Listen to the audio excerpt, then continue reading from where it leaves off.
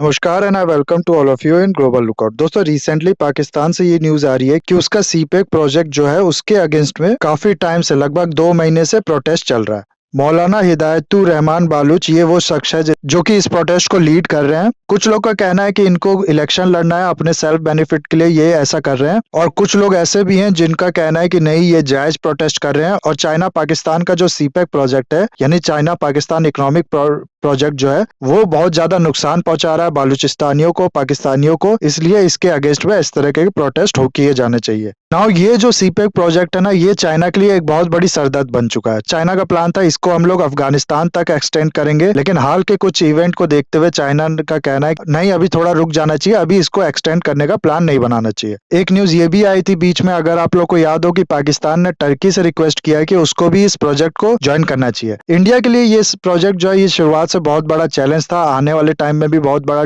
Challenge रहेगा। और Turkey अगर इसको ज्वाइन कर लेता है तो ये चैलेंज जो है ये 100 गुना बढ़ जाएगा। क्या है ये पूरा मामला, हम लोग देखेंगे इसके बारे में डिटेल में। इस वीडियो में बहुत कुछ आप लोग को जानने को मिलेगा। टर्की के साथ इंडिया का क्या प्रॉब्लम है और इंडिया क्या कर सकता है, ये सब प्लस और भी बहुत कुछ हम लोग देखेंगे इस वीडियो में। बस आपको एंड तक बने रहना है, और अगर वीडियो अच्छा लगे तो लाइक, कमेंट, शेयर, सब्सक्राइब जरूर करना है।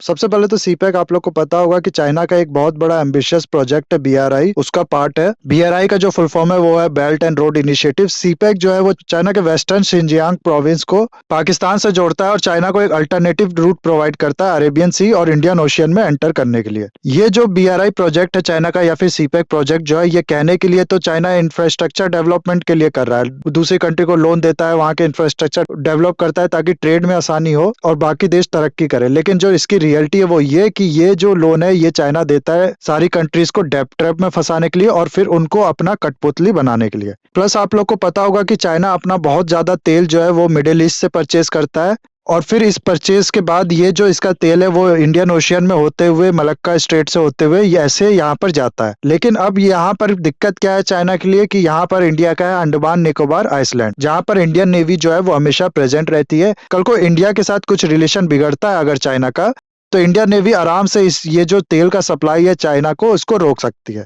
या फिर चाइना का बहुत ज्यादा इन्वेस्टमेंट भी है इंडियन ओशियन के आइसलैंड कंट्रीज में, और बाकी भी तरीके के प्रॉब्लम जो है उनको सिक्योर करने के लिए, या फिर बाकी तरीके के भी जो प्रॉब्लम है चाइना को जो यहाँ अराइज कर सकती है, उन सबको सिक्योर करने के लिए चाइना को एक ऐसा रास्ता चाहिए इंडियन ओशियन का जिसपे वो बहुत ज्यादा डिपेंड हो सके।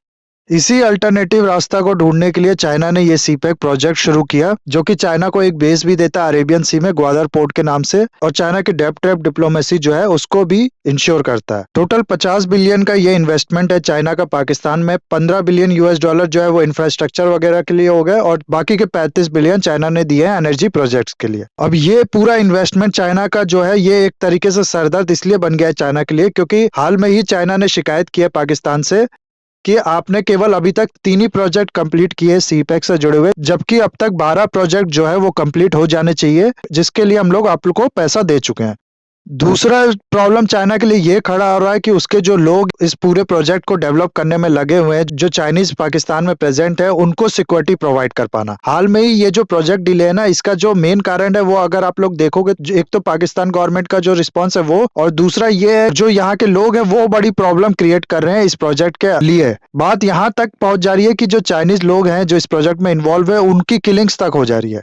नौ यहाँ बहुत जेन्युइन सवाल होना चाहिए कि लोग यहाँ पर क्यों इसके अगेंस्ट है। लोगों को तो समझना चाहिए कि इसकी वजह से पाकिस्तान का या फिर उनका फायदा होगा, इन्वेस्टमेंट आएगा, जॉब्स बढ़ेंगी, उन सबको फायदा मिलेगा। देखो, जो लोगों की नाराजगी है उसका रीजन मेन ये है कि बाकी इन्वेस्टमेंट से जो फायदा होता है वो यहाँ पर नहीं हो रहा है। इसी प्रोजेक्ट का जो पार्ट है ग्वादर पोर्ट, वो आता है पाकिस्तान के बालूचिस्तान प्रोविंस में। ना अब यहाँ के जो बालूच लोग हैं, इनकी शिकायत है कि देखो, ये जो प्रोजेक्ट है इसकी वजह से हम लोग को काम मिलना चाहिए, हम लोग के आगे इन्वेस्टमेंट आना चाहिए था, लेकिन जो काम है लेबर का, उसके लिए भी आप लोग बाहर के लोग पकड़ के ला रहे हो, जा रहे हो, जो जॉब्स है वो बाहर के लोगों के लिए क्रिएट हो रही है। यानी कि चीनी लोग हो गए या फिर बाकी पाकिस्तान के जो दूसरे प्रोविंस हो गए वहां के लोग हो गए, वहां से आप लोग लेबर पकड़ के ला रहे हो, उनको काम दे रहे हो, और हम लोग के पास अभी भी जॉब नहीं है।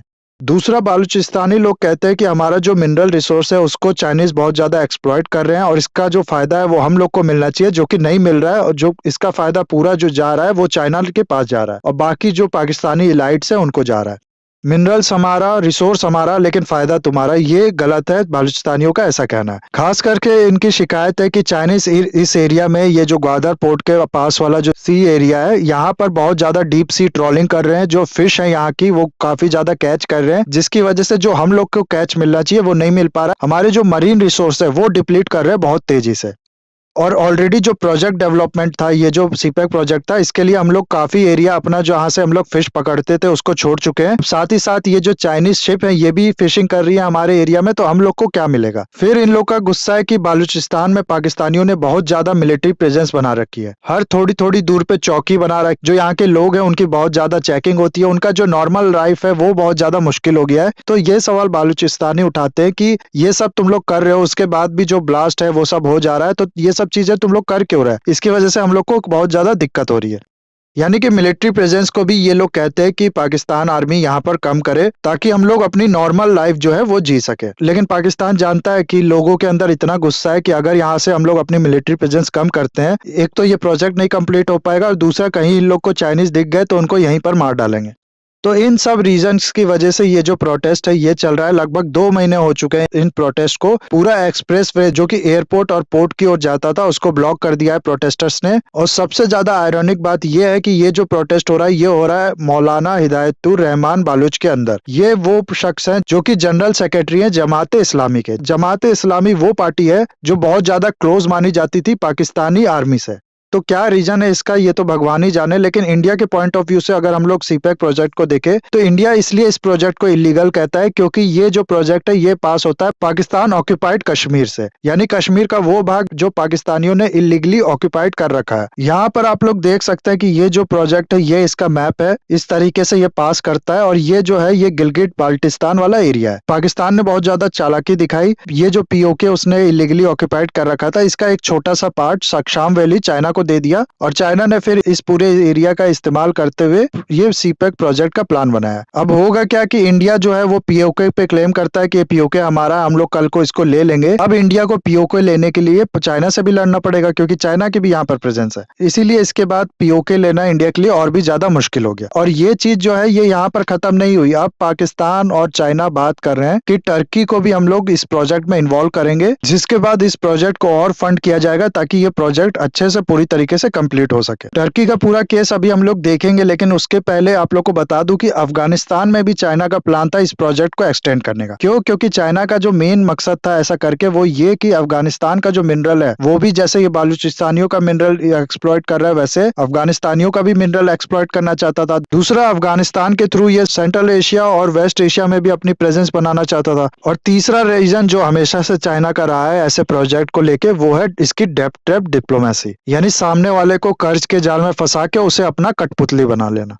लेकिन हुआ क्या है कि अभी कुछ दिन पहले ही आप लोग ने ये न्यूज सुनी होगी, लगभग 16-17 दिसंबर की ये न्यूज कि काबुल में चाइनीज पे अटैक हुआ है। और इस तरीके की न्यूज जो है वो चाइनीज पे अटैक होने की काबुल में पहले से आती रही है। तो इन सब चीजों को देखते हुए हाल में ऐसा सुनने में आ रहा है कि जो सीनियर ऑफिशियल हैं चाइना के उसने एडवाइस किया है अपने प्रेसिडेंट को कि अभी चाइना में इसको एक्सटेंड करने का प्लान मत बनाओ। लेकिन टर्की का क्या केस है कि हाल में ही प्राइम मिनिस्टर ऑफ पाकिस्तान जाते हैं टर्की और खुला ये इनवाइट करते हैं टर्की को कि आइए आप भी इसका पार्ट बनिए। ऐसा अगर आप लोग करते हैं, सीपेक का पार्ट अगर आप लोग बनते हैं तो पीओके के जो लोग तो उनको बहुत ज्यादा इससे फायदा मिलेगा। और टर्की को भी अगर आप लोग देखोगे ना तो हाल में ये बहुत ज्यादा अगेंस्ट में स्टेप ले चुका है इंडिया के। कुछ दिन पहले ये न्यूज आई थी, अगर आप लोग ने सुना हो इसको, कि टर्की जो है ये जिहादियों को भेजेगा पाकिस्तान ऑक्यूपाइड कश्मीर में इंडियन आर्मी से लड़ने के लिए। प्लस यूएन वगैरह में बाकी जगह पे भी ये कश्मीर का इशू जो है वो उठाता रहता है, जबकि इंडिया साफ कहता है कि ये हम लोग का बायलैटरल इशू है इंडिया और पाकिस्तान का। बाकी कंट्रीज को, बाकी ऑर्गेनाइजेशन को इससे मतलब नहीं होना चाहिए। तो हाल के कुछ सालों में ऐसा देखने को आ रहा है कि टर्की जो है ये बहुत ज्यादा एग्रेसिव स्टैंस ले रहा है इंडिया के अगेंस्ट में। इसी वजह से एक ट्राइलेटरल एक्सिस बनते हुए दिख रहा है हम लोग को, चाइना, पाकिस्तान और टर्की का। ना कोई भी ग्रुपिंग, कोई भी एक्सेस कब बनता है? जब सारे मेंबर्स को इससे फायदा हो। पाकिस्तान, चाइना को इससे क्या फायदा है कि ये जो प्रोजेक्ट है सीपेक का, इसको और ज्यादा फंडिंग मिल जाएगी। टर्की भी हो सकता है थोड़ा फंड कर दे, या फिर एक तरीके से इंटरनेशनल रिकॉग्निशन मिल जाएगा। जब दूसरी कंट्री भी इस प्रोजेक्ट के अंदर एंटर कर गई जो कि इस प्रोजेक्ट से बहुत ज्यादा दूर है, तो एक तरीके से ये प्रोजेक्ट इंटरनेशनल प्रोजेक्ट हो गया, ना कि किसी एक कंट्री का प्रोजेक्ट हो गया। क्योंकि ये प्रोजेक्ट इंटरनेशनल प्रोजेक्ट हो गया, इसलिए इंडिया का जो क्लेम है कि ये पीओके से पास होता है जो हमारा पार्ट है, ये और ज्यादा वीक हो जाएगा। बहुत नॉर्मल सी चीज है, एक कंट्री कह रही है कि ये पीओके हमारा है, बाकी सब कंट्री कह रही है नहीं ये पाकिस्तान का, और ये जो प्रोजेक्ट है ये भी लीगल है, तो बात किसकी मानी जाएगी? जिसको ज्यादा लोग कहेंगे। इसी वजह से इंडिया का जो क्लेम है वो वीक हो जाएगा टर्की के इस प्रोजेक्ट को ज्वाइन करने के बाद, और इसीलिए पाकिस्तान जो है वो चाहता है टर्की भी इसको ज्वाइन करे। इसके अलावा चाइना के पॉइंट ऑफ व्यू से अगर हम लोग की बात करें, टर्की की जो लोकेशन है ये बहुत ज्यादा इंपॉर्टेंट है। ये कंट्री अगर आप लोग देखोगे तो ये बेसिकली एक लिंक है यूरोप के बीच में, वेस्ट एशिया के बीच में और सेंट्रल एशिया के बीच में। साथ ही साथ टर्की का जो है बहुत ज्यादा इन्फ्लुएंस है सेंट्रल एशियन कंट्रीज में, और चाइना इसी इन्फ्लुएंस को यूज करके अपना इन्फ्लुएंस डेवलप करना चाहता है। सेंट्रल एशिया हो गया या फिर बाकी कंट्रीज में भी जिनमें टर्की का इन्फ्लुएंस। इसके अलावा टर्की नाटो का भी मेंबर है। इसको और पाकिस्तान को भी पास्ट में बहुत ज्यादा ऐसे वेपन्स मिले हैं वेस्टर्न कंट्रीज जो कि बहुत ज्यादा सोफिस्टिकेटेड है। अब चाइना की क्या हिस्ट्री है कि ये दूसरों की वेपन देखता है, उसको एनालाइज करता है और फिर उसी तरीके का एक कॉपी उनकी टेक्नोलॉजी चुरा के खुद का बना लेता है। ऐसे में ये सब कर पाना चाइना के लिए और भी आसान हो जाएगा टर्की के साथ और पाकिस्तान के साथ, और अपना जो कोलैबोरेशन है वो बढ़ाने के बाद। क्योंकि आज की जो सर्कमस्टेंस है, ऐसे टाइम में वेस्टर्न कंट्रीज चाइना को डायरेक्टली तो कोई वेपन्स देने से रही। 2021 में एक सैटेलाइट इमेज आई थी जिसमें देखा गया था कि पाकिस्तान की एक Agusta 90B submarine Chinese ship के पास खड़ी है। अब चाइना के लिए एक आज के टाइम में बहुत बड़ी जो प्रॉब्लम है वो ये कि इसकी जो सबमरीन है उसकी जो इंजन है वो बहुत ज्यादा नॉइजी है। ऐसे में ये जो France made Agusta 90B submarine है, हो सकता है चाइना इसका इंजन जो है उसको स्टडी करके ये जो प्रॉब्लम है अपनी ठीक कर सके, ऐसा एक्सपेक्ट किया जाने लगा इस सैटेलाइट इमेज के आने के बाद। अब फ्रांस ने ऐसा करने पे ऑलरेडी रिस्ट्रिक्शन लगाया है कि जिसको उसने हथियार बेचा है वो ऐसा नहीं कर सकता, लेकिन फिर भी उसके बाद ये चोरी छुपे ये लोग ऐसा कर रहे हैं। एक फायदा और अगर आप लोग को बताऊं चाइना का, तो सिंजियान प्रोविंस में ये जो मुस्लिमों पे अत्याचार करता है उसके खिलाफ वेस्टर्न कंट्रीज और बहुत सी कंट्रीज काफी ज्यादा आवाज उठाती। लेकिन अगर टर्की के साथ चाइना के रिलेशन अच्छे हो जाते हैं तो टर्की जो है वो अपने आप को क्लेम करता है कि मैं मुस्लिमों का खलीफा हूँ ओटोमन एम्पायर होने की वजह से। इसमें भी चाइना जो है वो टर्की का फायदा उठा सकता है, जैसे ये पाकिस्तान का उठाया करता है, और इनका सहारा लेके मुस्लिमों पे ये जो अत्याचार करता है वहां के सिंजियान प्रोविंस के वो जारी रख सकता है। इसके अलावा एक न्यूज बीच में ये आई थी कि टर्की, पाकिस्तान और चाइना ये तीनों मिलके प्रोलिफरेशन कर रहे हैं। रिसेंटली अगर आप लोग को याद हो तो एक चाइनीज शिप को डिटेन किया गया था इंडियन पोर्ट में, क्योंकि ये एक ऑटोक्लेव जो है उसको लेके जा रहे थे, और जब इनसे पूछा गया कि ये क्या है तो इनने बताया कि ये बस एक इंडस्ट्रियल ड्रायर है। ऑटोक्लेव हो सकता है आप लोग ने देखा हो, ये कुछ भी नहीं होता, बेसिकली जो डॉक्टर्स वगैरह के टूल्स होते हैं या फिर किसी और भी इंडस्ट्रीज में जो टूल्स वगैरह या कुछ भी हुआ उसको डिसइंफेक्ट करने के लिए या फिर स्टेरिलाइज करने के लिए कह सकते हैं ये यूज किया जाता है। लेकिन इसका इस्तेमाल जो है वो बैलिस्टिक मिसाइल जो होती है उनका फ्रंट डेवलप करने के लिए भी किया जाता है। तो इसी के बाद से ये क्लेम किया जाने लगा था कि ये तीनों मिलके प्रोलिफरेशन की ओर बढ़ रहे हैं, अपनी जो मिसाइल्स हो गई या फिर न्यूक्लियर टेक्नोलॉजी होगी उसको ये लोग बढ़ाना चाहते हैं। 2020 में भी जर्मनी गवर्नमेंट ने ये क्लेम किया था कि ये तीनों मिलकर न्यूक्लियर टेक्नोलॉजी पे काम कर रहे हैं, और ये चीज पूरे वर्ल्ड के लिए खतरा है। ऐसे तो एक एक करके सारी कंट्री जो है वो न्यूक्लियर पावर डेवलप कर लेंगी, और कई कंट्री में कभी कभार जो सन की लीडर होते हैं वो पावर में पहुंच जाते हैं। फिर क्या होगा, एक दूसरे पे न्यूक्लियर अटैक करेगी, दूसरा पहले पे करेगी, और ऐसे ही पूरे वर्ल्ड में हम लोग देखेंगे अपने आंखों के सामने सब कुछ तबाह होते हुए। हाल में ही अगर आप लोग को याद हो तो रशिया ने ये क्लेम किया था कि पाकिस्तान जो है वो यूक्रेन को न्यूक्लियर टेक्नोलॉजी सप्लाई कर रहा है। तो ये सब चीज आप लोग देख सकते हैं, आप लोग खुद ही अंदाजा लगा सकते हैं कि क्या इसका फ्यूचर हो सकता है। अब सिर्फ चाइना और पाकिस्तान के फायदे से तो काम बनना नहीं, टर्की का भी कुछ फायदा होना चाहिए इस प्रोजेक्ट में इन्वॉल्व होने से, या फिर एक ट्राइलेटरल एक्सेस जो डेवलप हो रहा है उसकी वजह से। तो इसमें टर्की का क्या फायदा है? तो देखो टर्की का क्या फायदा है ना कि टर्की को आज के टाइम में चाहिए इन्वेस्टमेंट, अपनी जो इसकी इकोनॉमी है उसको बूस्ट करने के लिए। इसका एक कनाल इस्तांबुल प्रोजेक्ट जो है वो अटका हुआ है, वो टर्की चाहता है कि चाइना फाइनेंस कर दे और ये प्रोजेक्ट कंप्लीट हो जाए। साथ ही साथ भले ही टर्की नाटो का मेंबर है, लेकिन आज के टाइम में उसकी यूएस के साथ रिलेशन जो है वो थोड़ी बहुत खराब हो चुके हैं, और टर्की जो है यूएस का एक अल्टरनेटिव देखता है हर चीज में चाइना को। तो ये सब फायदा जो है वो टर्की को है, पाकिस्तान को है और चाइना को है। सारे मैंने बता दिया आप लोग को। तीनों की मिलिट्री कॉपरेशन की भी बात हो रही है जिसका फायदा भी तीनों को होगा, और ये सब फायदा इन लोग को होगा सिर्फ एक कंट्री को नुकसान पहुंचाने के बाद, जो है इंडिया। जैसा कि मैंने आप लोग को बताया कि टर्की अगर इसमें इन्वॉल्व होता है सीपैक प्रोजेक्ट में तो इंडिया का जो क्लेम है वो और भी ज्यादा कमजोर होगा। साथ ही साथ टर्की जो है वो रेडिकलिज्म को भी प्रमोट करता है।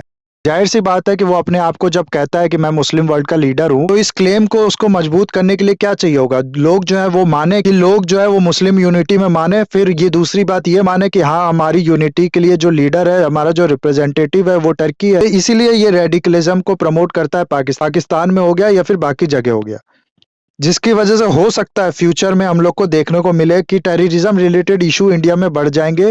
हो सकता है एक बड़ा टेररिस्ट अटैक इंडिया पे किए जाने की करने की कोशिश हो फ्यूचर में। इसके अलावा सुनने में आ रहा है कि अफगानिस्तान में भी धीरे धीरे आईसिस जो है वो पकड़ बना रहा है, जिसकी वजह से भी हम लोग कह सकते हैं कि इंडिया में भी टेररिज्म बढ़ सकता है। इस तरीके के और भी चैलेंजेस पीओके से रिलेटेड जो चैलेंज होंगे वो इंडिया के लिए खड़े हो जाएंगे अगर ये ट्रायलेटरल एक्सेस बनता है तो सवाल यह है कि ऐसे में इंडिया क्या कर सकता है या फिर क्या करना चाहिए। देखो, पहली कोशिश जो है वो तो हमेशा होना चाहिए पीस की, सबके साथ पीस मंडरा रहे, लेकिन हर बार ऐसा इंश्योर कर पाना बहुत ज्यादा मुश्किल होता है। पाकिस्तान को तो इंडिया आराम से टैकल कर सकता है हर तरीके से, खास करके आज के टाइम में जब उसकी इकोनॉमी बहुत ज्यादा खराब हो चुकी है। चाइना भी बहुत ज्यादा घिरता हुआ दिख रहा है आज के टाइम में हम लोग को। वेस्टर्न कंट्रीज हो गई या फिर इंडियन ओशियन की भी कंट्रीज जो है या फिर साउथ ईस्ट एशिया की भी जो कंट्रीज है, वो चाइना जो करता है उसको समझ रही है, उसकी डेट ट्रैप पॉलिसी जो है उसको समझ रही है। ऑस्ट्रेलिया, जापान, यूएसए, ये सब कंट्रीज आज के टाइम में चाइना को एक बहुत बड़ा चैलेंज की तरह देखती हैं और इसीलिए इंडिया के साथ ये लोग कॉपरेशन करना चाहती हैं। तो इन सब की मदद से इंडिया जो है वो चाइना को टैकल कर सकता है, लेकिन फिर भी किसी पे हम लोग को डिपेंड होना उतना सही नहीं रहेगा। अपनी जो कैपेबिलिटीज हैं वो बहुत ज्यादा बढ़ानी चाहिए। लोग आपकी मदद करने भी तभी आएंगे जब उनको ये चीज पता होगी कि आप अकेले भी कैपेबल हैं। अगर हम लोग के अंदर वो कैपेबिलिटी नहीं होगी तो कोई भी कंट्री कल को हम लोग को मदद करने नहीं आएगी। डिपेंड होना भी अपनी सिक्योरिटी के लिए अच्छा नहीं रहेगा। टर्की की अगर बात करें तो टर्की का जो सिप्रस इशू है वो इंडिया अक्सर उठाता है। सिप्रस इशू में ग्रीस के साथ कॉपरेट करता है, यूरोप के साथ कॉपरेट करता है। साइप्रस इशू पे मैं ऑलरेडी एक वीडियो और बना चुका हूं, मैं डिस्क्रिप्शन में उसका लिंक डाल दूंगा, वहां जाके आप लोग देख लीजिएगा। साथ ही साथ टर्की का जो क्लेम है मुस्लिम वर्ल्ड के लीडर का, ये क्लेम में उसको एक बहुत बड़ा राइवल जो दिखता है वो दिखता है सऊदी अरेबिया। सऊदी अरेबिया भी अपने आप को यही कहता है कि हम लीडर हैं मुस्लिम वर्ल्ड के, और सऊदी अरेबिया से जो इंडिया के कॉपरेशन है इकोनॉमिक लेवल पे या बाकी लेवल पे वो भी बहुत ज्यादा है। इसलिए सऊदी अरेबिया के साथ इंडिया जो है वो अच्छे से कॉपरेट कर सकता है एक कॉमन चैलेंज टर्की जो है टैकल करने के लिए। अफगानिस्तान का इशू भी जो है इसको हम लोग को काफी क्रिटिकली डील करने की जरूरत। अफगानी जो कॉमन पीपल है वो इंडिया के अगेंस्ट में नहीं है, यहाँ तक कि जो तालिबान है ये और आईसिस एक दूसरे के एनिमी है। ऐसे में इंडिया जो है वर्ल्ड फोरम्स का सहारा लेके बाकी कंट्रीज के साथ कॉपरेट करके ये इंश्योर कर सकता है कि आईसिस जो है वो अपनी पूरी तरीके से पकड़ बना ले अफगानिस्तान में, अदरवाइज इंडिया को बहुत ज्यादा मुश्किल होने वाली है फ्यूचर में।